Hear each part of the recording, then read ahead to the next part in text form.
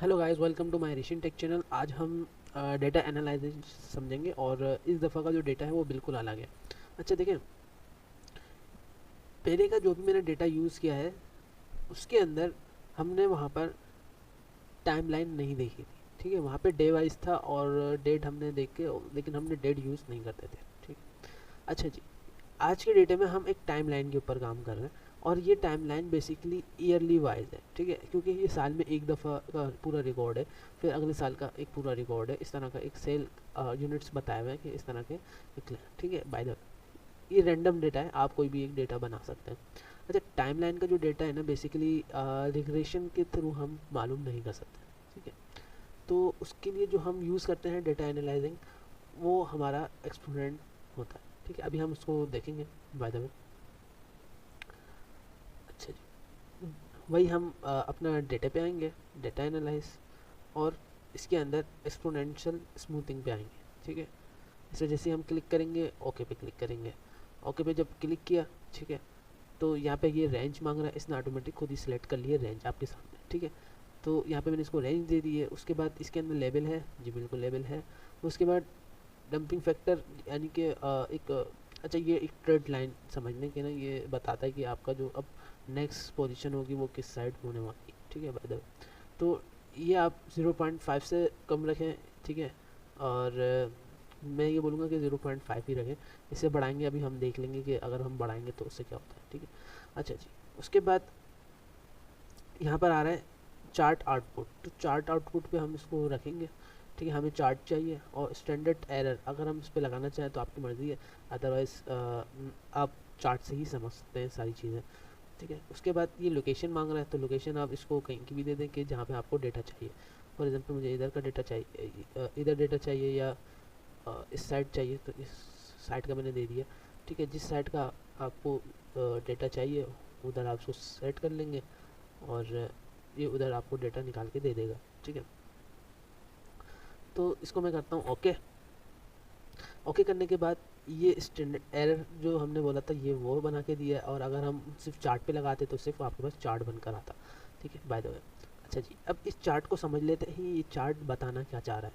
ठीक है, देखिए एक्चुअल जो है वो और फोरकास्ट है। एक्चुअल जो आपका डेटा बेसिकली चल रहा है, जिस तरह चल रहा है उस पे अगर आप देखें तो यहाँ पर इसने ये रिप्रेजेंट किया है। ठीक है, कि 1 से लेकर 26 ईयर्स तक क्या हुआ है कि जो डेटा है वो 100 यहाँ पे बता रहा है कि 95 में रहा, फिर इसके बाद डाउन होता रहा, इस तरह से चलता रहा। अब बात आती है कि फोरकास्ट क्या बता रहा है। देखिए, फोरकास्ट ये बता रहा है कि अब इसकी नेक्स्ट पोजीशन क्या होने वाली है। ठीक है, फॉर एग्जांपल यहाँ पे जब ये डाउन था डेटा, तो ये डेटा डाउन रहा। जब ये अपर गया तो यहाँ से फिर ये अप की तरफ गया। ठीक है, ये वाला जो है अप, फिर ये डाउन रहा तो डाउन रहा, फिर अप गया तो यहाँ पर भी अप गया। ठीक है, अगर किसी को ट्रेडिंग की तरफ से इंटरेस्ट हो तो ये बेसिकली अगर हम बोलें तो ये RSI ही टूल समझ लें। ठीक है, बाय द वे, नहीं समझ में आया तो इसको मूव ऑन करें। जो भी ये जो ट्रेडिंग की जो मैंने बात की ये नहीं समझ में आया, अच्छी बात है, जिसको आ गया दैट्स गुड। ठीक है, अच्छा जी, तो अब ये यहाँ पे ये डाउन रहा तो ये भी यहाँ से डाउन रहा, फिर अपर गया तो ये भी अप गया। अब यहाँ से ये अप बता रहा है, तो यहाँ पे जो ये जब अप बता रहा है ना, तो इसका मीन्स ये है कि अब जो मार्केट का जो नेक्स्ट मूव होगा हमारा वो अप साइड होगा। ठीक है, तो बेसिकली ये फोरकास्ट एक्सपोनेंशियल स्मूथिंग का ये हमने डेटा विजुलाइजेशन करना सीखा। ठीक है, अच्छा डेटा एनालाइज करना हमने इसको सीखा। ठीक है, अच्छा जी, अब ये चीज़ जो थी वो थोड़ी एडवांस, यानी कि लोग अब जो है वो इस तरह से डेटा देखना पसंद करते हैं जब उनके पास कोई टाइमलाइन डेटा हो। ठीक है, अच्छा, अभी भी एक और डेटा हमारे पास चल रहा है मार्केट में, जो कि अब पुराना हो चुका है तरीक़ेकार। तो उसका नाम है बेसिकली मूविंग अरेंज के नाम से, सॉरी मूविंग एवरेज, या मूविंग एवरेज के नाम से है। और उसको जब हम ओके करते हैं तो सिंपल इसका इनपुट रेंज मांग रहा है, तो इसको भी हम उसी तरह से इनपुट रेंज दे देंगे। ठीक है, यहाँ से हमने सेलेक्ट किया, डाउन प्रेस कर दिया। अब इसके अंदर लेबल नहीं है तो यहाँ से हम लेबल लगा लेते हैं। ठीक है, लेबल से हमारे पास चार्ट भी क्लियर आएगा। ठीक है, अच्छा, इंटरवल यहाँ पे आप 0.5 दे दें। ठीक है। आउटपुट लोकेशन मांग रहा है तो आउटपुट लोकेशन में यहाँ पे दे देता हूँ, ठीक है। उसके बाद चार्ट चाहिए, स्टैंडर्ड एरे भी चाहिए, ओके करते हैं। Integer is not valid, integer is not valid, okay.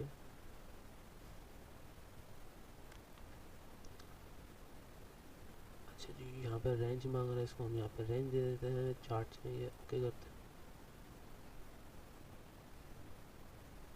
तो बेसिकली इसने चार्ट ऊपर बना के दे दिए, ठीक है।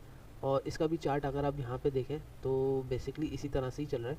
और यहाँ पे जो है अब इतना एक्चुअली डेटा नहीं बताता, जो कि आप देख सकते हैं कि इसके अंदर और इसके डिफरेंस में कितना फ़र्क है, ठीक है। तो बाय द वे इसको मैं करता हूँ कंट्रोल Z, क्योंकि इस तरह का मुझे डेटा नहीं चाहिए, ठीक है। Delete, okay. अच्छा, अब बात आती है कि ये जो मैंने आपको करके दिखाया, ये तो एक पुराना इस तरह से तरीक़ाकार है जो अब निकाला नहीं जाता, क्योंकि एक्सपोनेंटली पूरा हमारा काम कर देता है, तो इस वजह से इस पे काम नहीं किया जाता। अच्छा, अब बात आती है कि हम अपने डेटा को, ये तो आपने देख लिया, ठीक है। इस चार्ट को भी मैं डिलीट कर देता हूँ, ठीक है। अब मैं 0.5 रखा था, ठीक है। अब मैं इसको बढ़ाऊँगा, ठीक है। तो हम अपने उसी पे आ जाएंगे एक्सपोनेंशियल स्मूथिंग की तरफ, और रेंज इसने ऑटोमेटिक सेलेक्ट कर ली, और यहाँ से अब मैं बढ़ा दूँगा, ठीक है। डंपिंग फैक्टर जो हमारी जो लाइन है वो हमने बढ़ा दी है, ओके करेंगे। तो अब क्या होगा कि डेटा जो है वो आपका किस तरह से दिख रहा है, कर लेते हैं थोड़ा सा उसको। तो यहाँ पे जो है वो कुछ भी आपको सही से नहीं बता रहा है, क्योंकि इसकी जो हमने डंपिंग फैक्टर जब डाउन किया है ना, तो उससे हमें पता नहीं चल रहा है कि अब इसका नेक्स्ट मूव क्या होगा। तो यानी कि मैं ये बोलूँगा कि 0.5 इज़ बेटर, ठीक है। तो बाय द वे आपको उम्मीद है, अच्छा ये जो काउंटिंग आ रही है, यानी ये नंबरिंग जो लिखी हुई है, तो ये इतनी इम्पोर्टेंट नहीं है, ठीक है। हम अपने चार्ट से देख के बता सकते हैं कि इस एनालाइज करके कि अब इसकी नेक्स्ट मूव क्या है, और इसकी अब ये डाउनवर्ड जाएगा या अपवर्ड जाएगी मार्केट, इस तरह से हम इसको देख के बता देते हैं। तो हमें इस नंबरिंग की अगर ज़रूरत नहीं होती तो फिर हमें किस तरह से डेटा निकालना पड़ता है, सिंपल। जब आप इस पर क्लिक करते हैं, एक्सपोनेंशियल पे क्लिक करते हैं, तो यहाँ पे सिर्फ स्टैंडर्ड एरे साफ हटा दें, ठीक है। आपके पास इस तरह से निकल के आ जाए। तो बाय द वे उम्मीद है ये लेक्चर आपको अच्छा लगा होगा, और मिलते हैं नेक्स्ट वीडियो में। बाय।